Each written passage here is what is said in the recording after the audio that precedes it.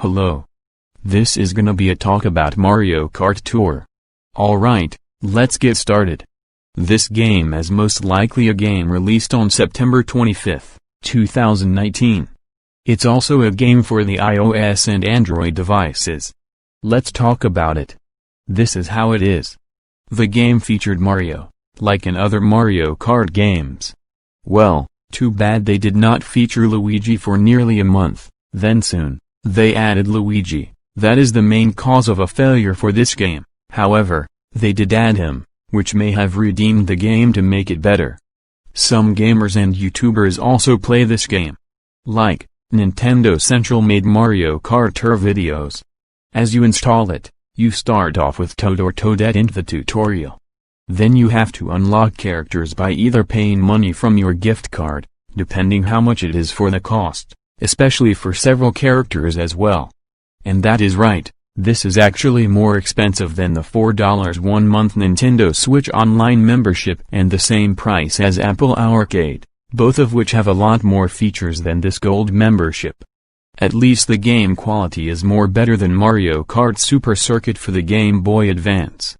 Well, the problem is, the overprice for to unlock characters, mostly for example, is Diddy Kong. He cost about $40. Seriously, how is anyone gonna ever spend $40 on a character like that? That is even more insane.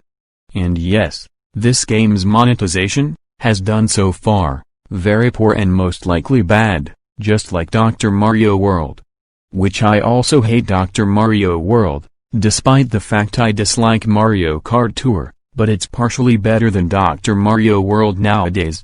Somehow, to make matters a lot more worse, there's a very high chance of getting something you already have, to the point that you'll only get something new once in a blue moon. That is so crazy and very confusing.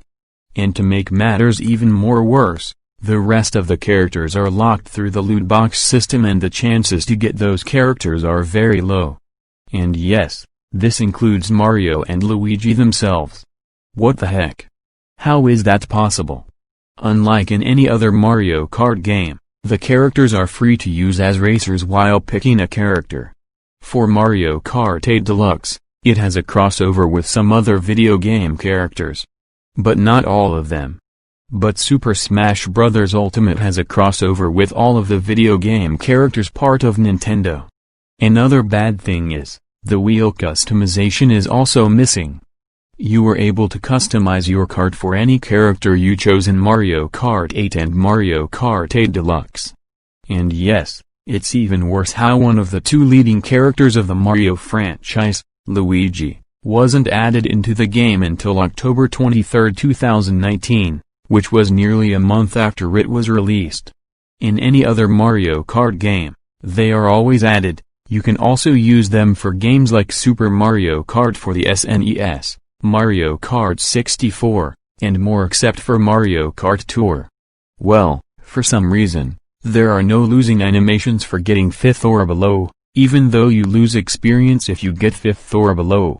This makes the characters look like they're okay with losing rewards. It's a complete different story for every other Mario Kart game.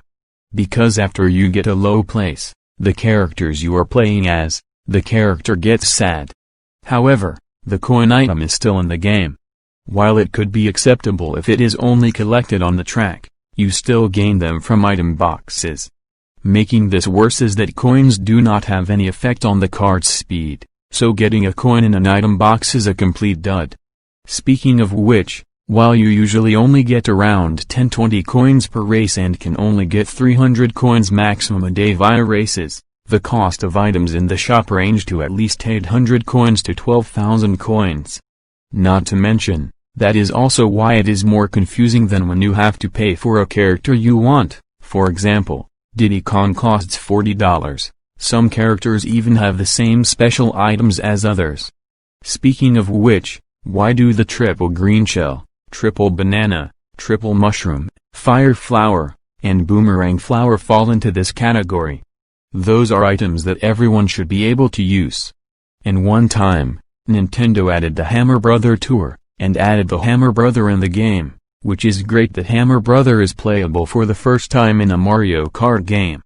At this point, Many fans had thought Nintendo ran out of ideas. While it can be excusable as majority of the tours starting from this point are emergency tours due to the COVID-19 pandemic, this led to many gamers questioning how the developer team didn't create the full tours in advance. As time would go on, the final scores to aim for on the first cup would become ridiculously high. In fact, it would get so high to the point where it just becomes unfair.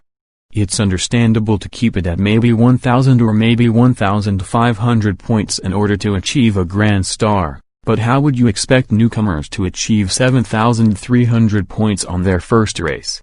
End of the talk about Mario Kart Tour.